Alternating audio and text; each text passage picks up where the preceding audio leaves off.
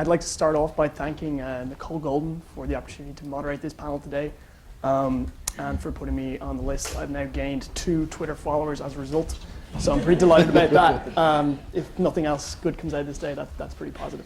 I'm sharing the stage today with 2 really incredible people who really are at the forefront of these issues and are kind of really on top of this. My own experience myself, I'm CSIS's resident migrant. I came here from Ireland 2 years ago, and can speak to kind of a personal level of the experience that a migrant feels and goes through coming to a new country. But I really think these people are fantastic. Man Young is the founder and CEO of Humanity Helping Sudan Project. He's going to talk a little bit about that. And Ramona Dragomir is the Atlas Core Fellow at International Association for Volunteer Effort.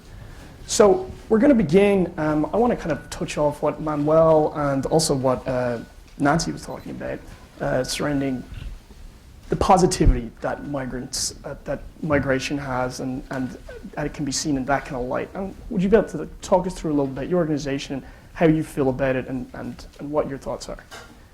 Well, it's different from different people. Some people see migration very bad, and some people see it in a good way.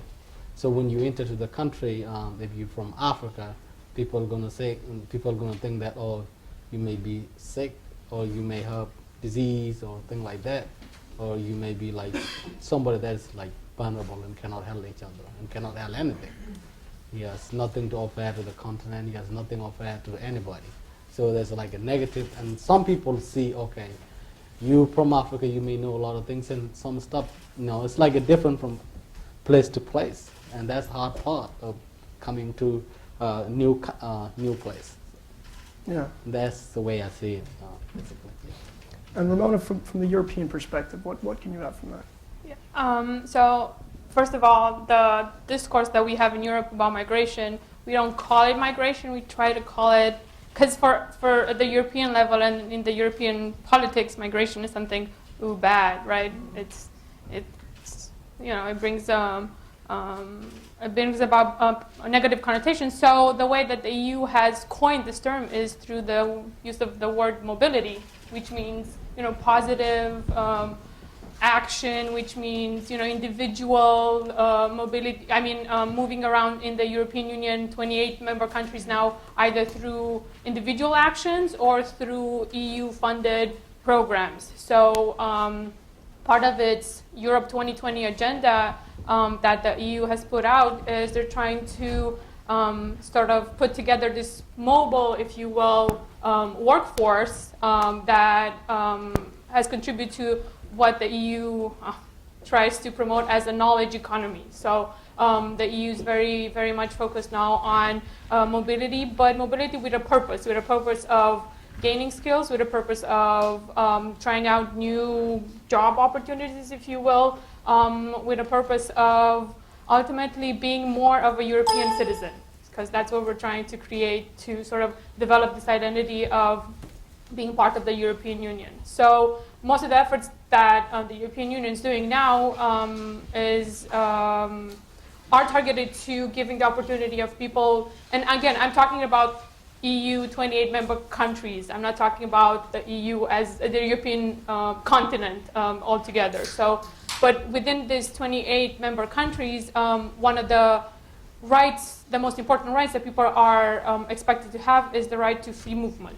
So that translates into mobility, that translates into the right to work, study, live anywhere in the 28 countries. And this is what sort of the discourse that the EU is putting forward. So try to look at this as a positive perspective, sort of get a flow of east moving west, of north moving south, and west moving east, if you will. And just to follow up on that, and Angela Merkel recently said, European citizens in general should be prepared to move, and that it shouldn't be seen as this big issue. You look at the United States, and it wouldn't be considered weird to move from Iowa to Illinois. It would just be considered a normal thing to do to follow work. Do you think that it's a cultural shift that needs to happen for people to see it more in a positive light? Sure. I mean, and again, just try to think of the 2 flagship programs that the European Union has to sort of promote this idea of easy access from one country to another. Those are the Erasmus program, which is focused at providing the opportunity of students, so people who are enrolled in formal education, to go and study 1 semester or 2 semesters abroad in any country in the European Union.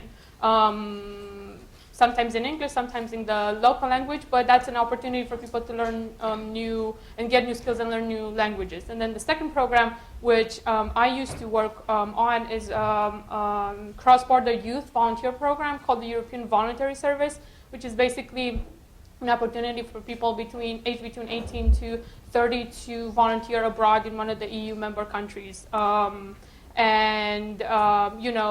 a training program, it's a learning program, and again, it's a service program. So through these two programs, and not only, what the EU is doing is, first of all, promoting this idea of, yes, you can freely move, you can freely live and work and volunteer in any of the EU member countries, and then having this as sort of at the back of people, and especially the young European generation, if you will, that, oh, I'm not